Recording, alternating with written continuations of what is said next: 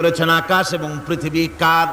হে নবী, আপনি বলুন সেই মহান স্রষ্টার, যিনি রহমতকে, করুণাকে, ভালোবাসাকে নিজের জন্য প্রয়োজনীয় করেছেন।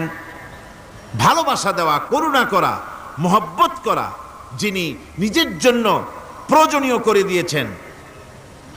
সৃষ্টিকে মোহব্বত করা আর ভালোবাসা দেওয়া, শুধু সৃষ্টিই নয় বরং দয়া এবং ভালোবাসা দিয়ে তিনি সিক্ত করেছেন।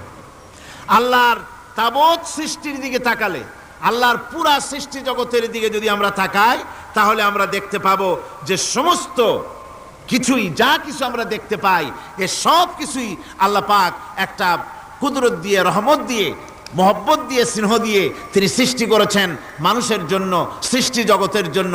ভালোবাসায় পরিপূর্ণ করে মানুষকে তা তিনি দান করেছেন। যেমন অন্য আয়াতের মধ্যে আল্লাহ পাক বলছেন, ওয়াসাখখারা লাকুম মা ফিস সামা